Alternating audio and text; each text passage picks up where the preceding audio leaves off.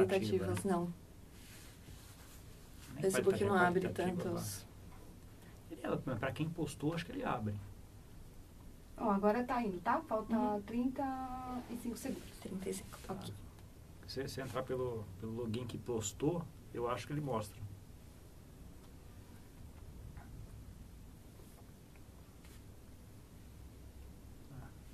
Mas podem conversar, gente.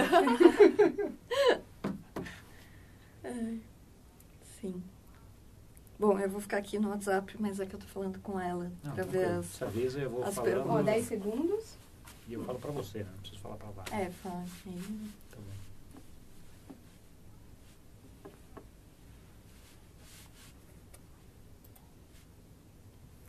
Boa tarde, pessoal. Eu sou Daniela Frabasile, repórter da Época Negócios. E eu estou aqui com o Gustavo Cunha, que é planejador financeiro pela Planejar. E a gente vai falar sobre como investir em criptomoedas. Em criptomoedas, Bitcoin, Ethereum, Bitcoin, todas elas. Tem várias, tem mais de 1.600. Bom, então, primeiro, Gustavo, muito obrigada por estar aqui conversando com a gente. Obrigado a você, né? Bom, Gustavo, primeira pergunta, que eu acho que todo mundo tem essa dúvida, é: investir em criptomoeda é uma coisa que é só para quem tem muito dinheiro ou qualquer um pode começar a investir em Bitcoin? Não, acho que muito pelo contrário, né? O Bitcoin ele é totalmente divisível. Você pode colocar R$10 no Bitcoin, valores bastante baixos. Eu acho que ele não é relativo a você ter muito dinheiro ou pouco dinheiro. Acho que o ponto do Bitcoin assim, é um ativo muito volátil, e aí é a proporção do dinheiro que você tem que você coloca lá, que não pode ser alta. Tá? Então você não pode pegar 50% do que você tem de dinheiro, de patrimônio, e colocar nisso, porque não faz o mínimo sentido. Mas colocar 2% de todo o dinheiro que você tem é uma coisa interessante para você começar a entender a tecnologia, ver como é que ela funciona, etc. Então, assim, dá para a pessoa investir, mesmo tendo pouco, investir. E é o que eu sempre aconselho. Acho que você tem, antes de investir em qualquer coisa, você tem que fazer uma coisa que é importantíssima, que é conhecer o que você está fazendo. Né? Então, assim, hoje tem vários livros, vários sites, vários eventos, até esse nosso aqui, né, para ajudar as pessoas, que mostram o que é a tecnologia, como é que ela funciona, quais são os riscos que tem, etc. Então, primeiro se inteirar um pouco disso e depois começar pequeno. Né? Começa com um valor pequenininho, para entender, ver os riscos, pode eventualmente perder ou ganhar dinheiro, mas vai ser sobre um valor pequenininho que não vai te fazer falta, em tese. Então, acho que essas são as grandes dicas em qualquer investimento, e o Bitcoin não foge disso. Né?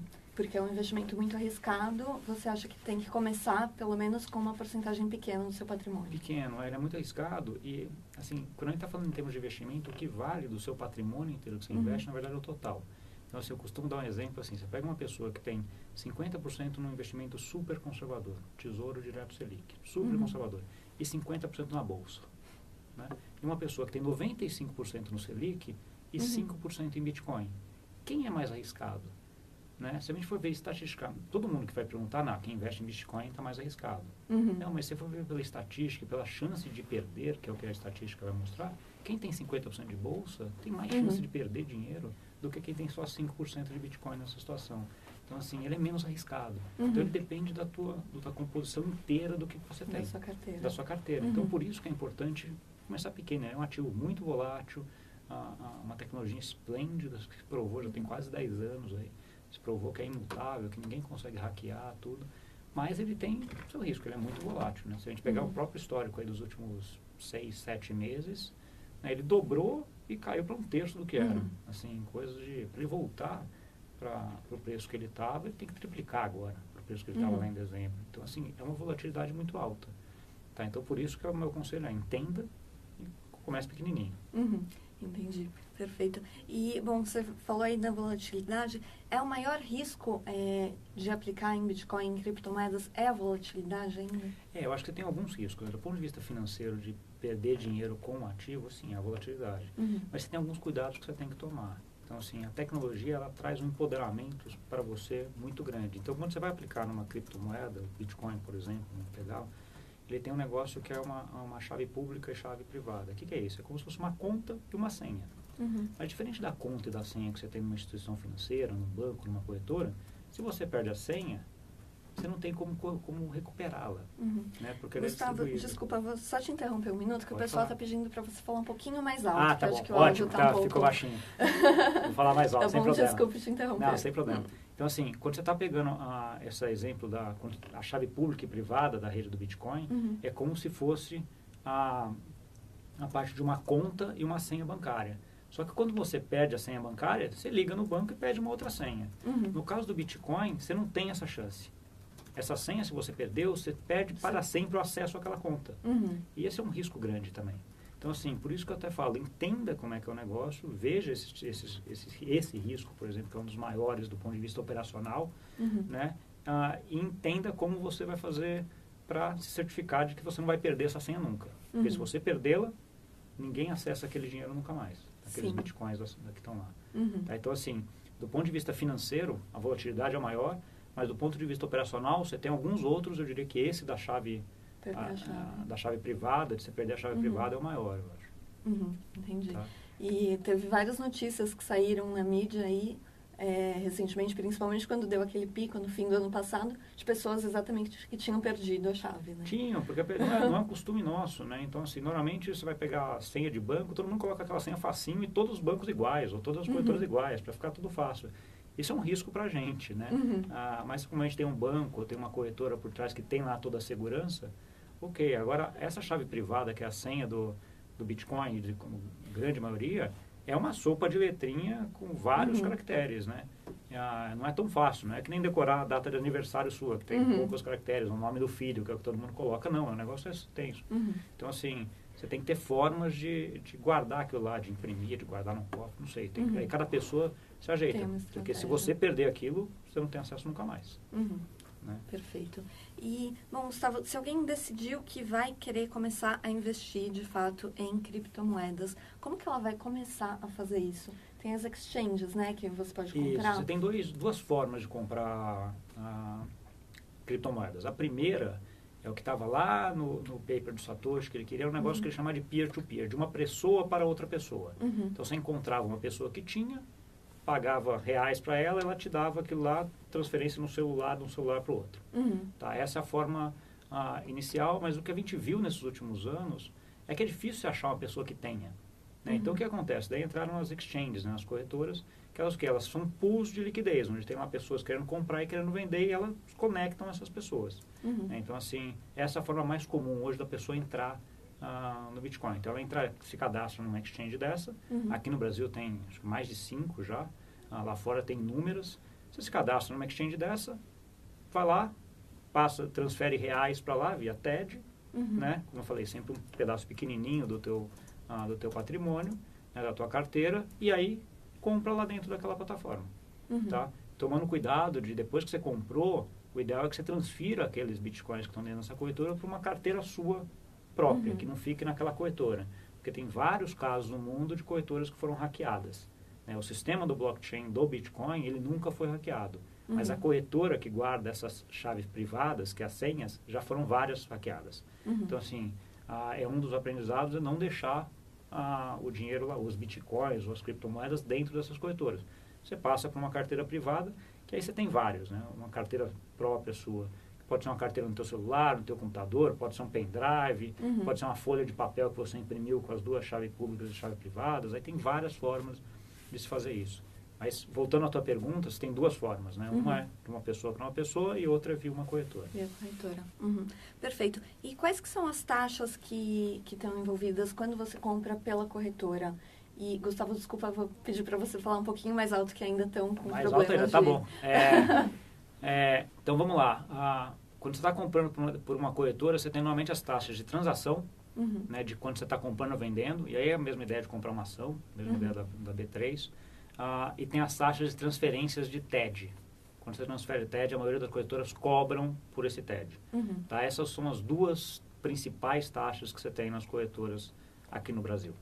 Tá? E aí cabe a você entrar na corretora e ver qual que tem a menor taxa e qual que tem um sistema melhor ou que se adapta melhor. Né? Então, acho que esses dois pontos são importantes. Sim, também tem esse ponto, né? Tem várias corretoras aqui no Brasil, então acho que vale também quem quer investir dar uma pesquisada, olhar as taxas e olhar também cada uma delas, o sistema, como você disse. O sistema, né? de segurança, o sistema interno dela, ou seu sistema terceirizado, porque pode ter mais risco. Você tem vários fatores que você tem que olhar nisso daí. Né? Então, não é só custo. né? Então, assim, custo é um deles. Então, você vê esses dois custos que eu comentei, são importantes você dar uma olhada, tá? Mas tem que ver se o sistema dela também é robusto o suficiente, né? Se ela tem liquidez para você comprar quando você quer. Porque às vezes ela tem um negócio que a gente chama de spread, que tem alguém vendendo a 30 mil, o outro comprando a 22 mil, né? Então, assim, a chance de sair negócio ali é muito pequena, né? Então, é bom que você tenha um que tenha, assim, um comprador e o vendedor bem pertinho, porque daí você está pagando menos spread. Então, isso também vale analisar na hora, tá? Mas, e você tem aí, você olhar o volume de cada uma, né? Acho que quanto mais volume ela tem, mais perspectiva você tem de estar um preço mais perto um do outro e de você conseguir fazer o que você quer. Né? Bacana. E, bom, pessoal, quem está assistindo, a gente pode mandar perguntas aqui nos comentários, que a gente está olhando isso. E aí, eu já tenho uma pergunta dos nossos leitores. Pergunta da Letéia Batista, que está querendo saber se ainda é um bom momento para comprar criptomoeda. Eu acho que é. Eu acho que assim, o que aconteceu do final do ano passado? No final do ano passado, você começou a ter muitos, que a gente chama de emissões de ICOs, né? De ICOs, como eles chamam lá fora, que eram emissões de ativos atrelados, de tokens, né, que se pagava com as criptomoedas. E foi aquele auê enorme que todo mundo subindo. O Bitcoin saiu ali da faixa dos $5.000 para quase $20.000 no final do ano. E entrou muita gente que não sabia nem o que estava fazendo lá, na minha opinião. Não estudou nada, mas vai subir, vou ficar milionário e vai todo mundo junto, né? Foi aquele movimento de manada. O que a gente teve de lá para cá é que os primeiros meses do ano, janeiro e fevereiro, o Bitcoin caiu bem. Né? Então, se a gente pegar em dólares, ele caiu de 20 mil para quase $6.000. E agora, recentemente, estabilizou ali na faixa de 8, 9 mil dólares. Tá? Então, ele está mais estável agora. Então, assim, acho que é o momento de já começar a colocar alguma coisa. Voltando sempre no que eu falo. Pequeno, aprendendo, entendendo. Porque acho que a vantagem de você entrar é que é uma tecnologia que para mim vai estar aí para frente. O que é a tecnologia que eu digo que é o blockchain, que é o que dá suporte para as criptomoedas e para o Bitcoin. Essa tecnologia vai ser usada na nossa vida para muitas coisas, né? Criptomoedas é só um dele. Mas se você entra via criptomoeda, você vai entender como é que ela funciona, os riscos que ela tem. E isso é muito importante para a gente ter para frente. Tá? Como investimento, eu acho que é uma coisa que vai ficar. O Bitcoin, a ideia dele é que ele fosse uma moeda que fosse para a gente pagar cafezinho. Talvez a ideia no inicial fosse essa.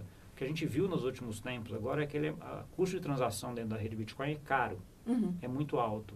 Então faz com que ele seja muito mais a ideia de uma reserva de valor do que efetivamente para você pagar contas no dia a dia. Você tem algumas outras moedas que acho que fazem isso melhor. Uma outra coisa que sempre perguntam também, Bitcoin é só coisa de quem quer lavar dinheiro, quer fazer coisa diferente.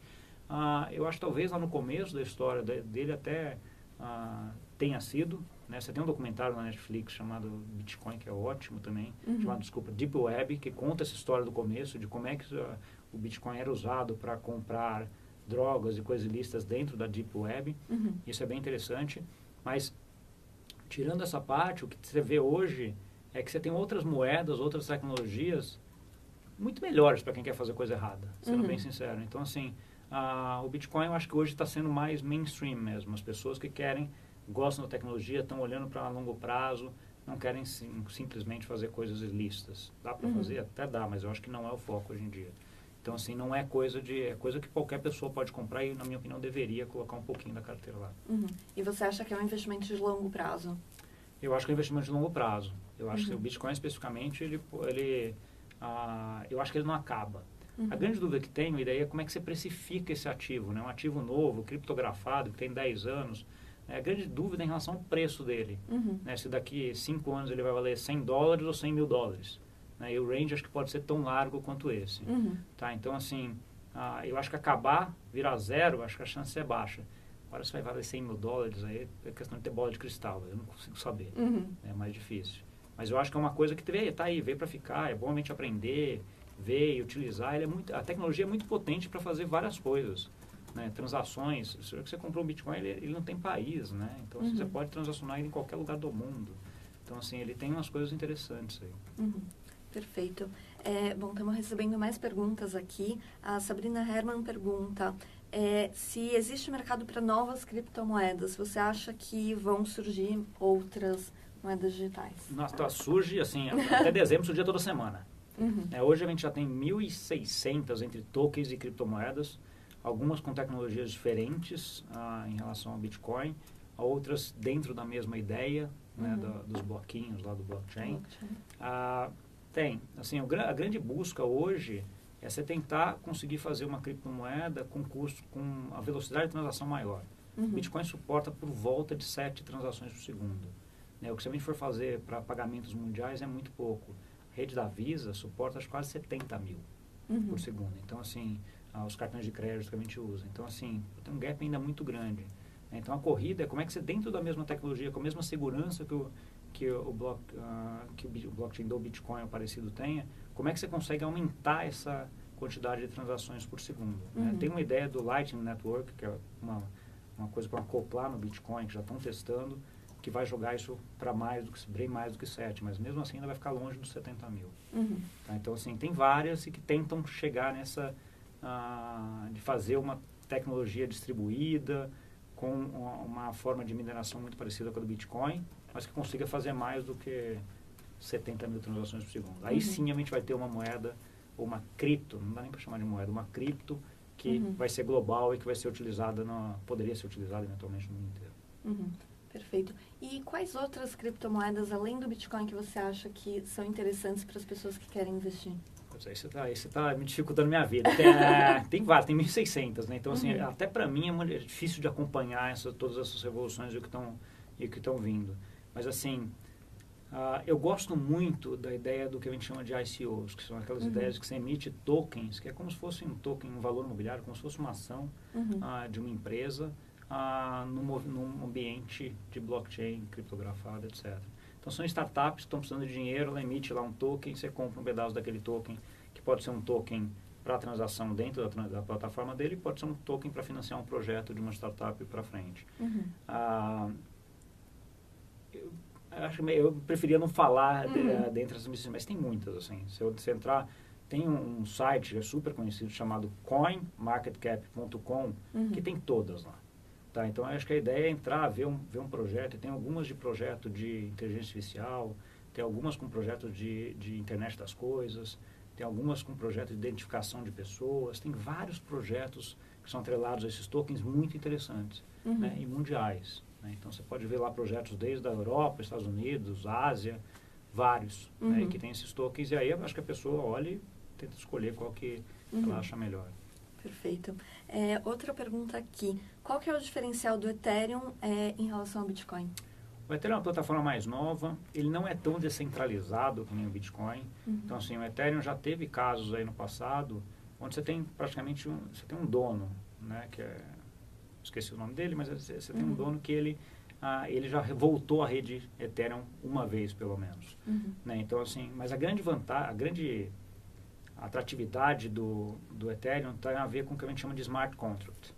Né? Que smart contract é um contrato inteligente, se a gente for traduzir para o português, mas a ideia é de que você consegue colocar na rede dele um contrato auto-executável.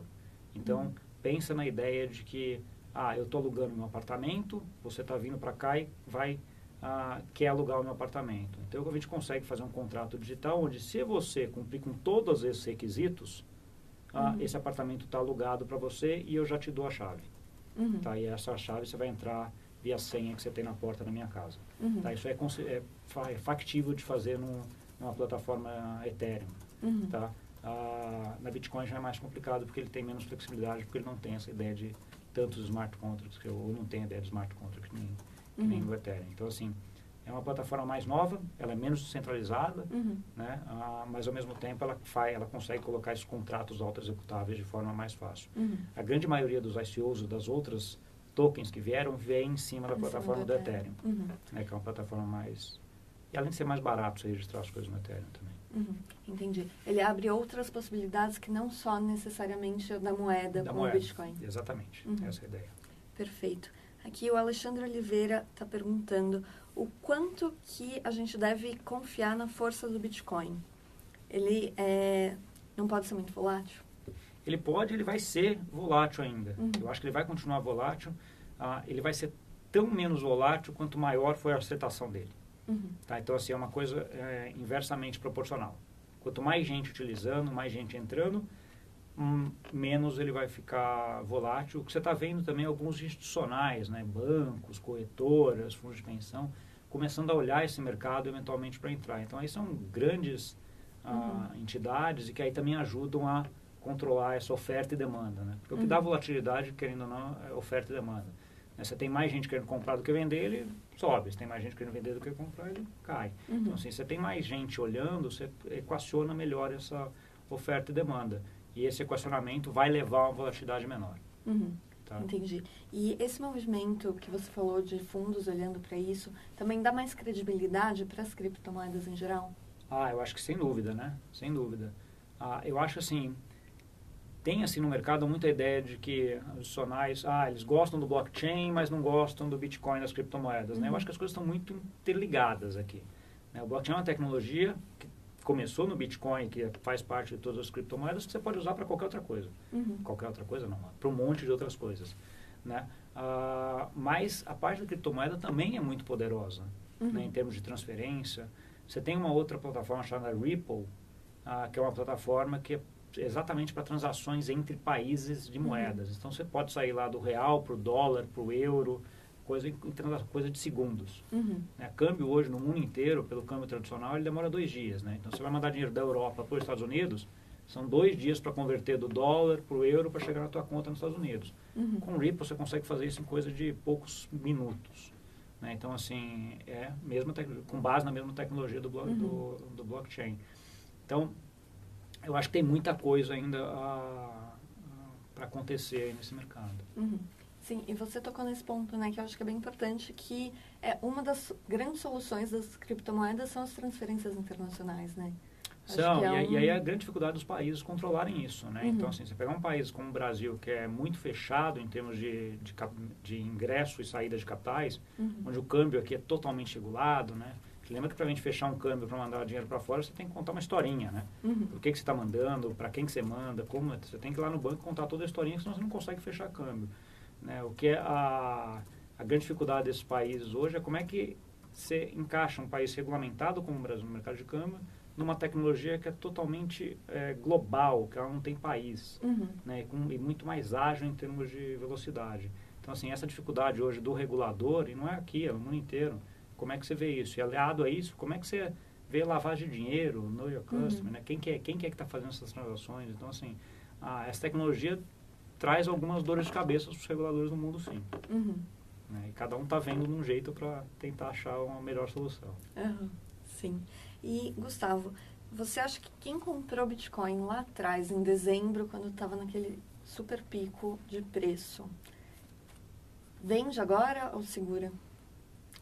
Eu acho que assim, a ideia de comprar Bitcoin na minha cabeça tem que ser um negócio de médio e longo prazo.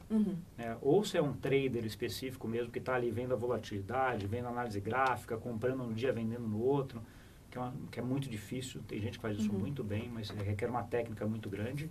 Né? Ou você compra com a ideia de mais médio e longo prazo. Tá? Então, assim, quem comprou lá acabou comprando num momento ruim, né? Porque caiu bastante.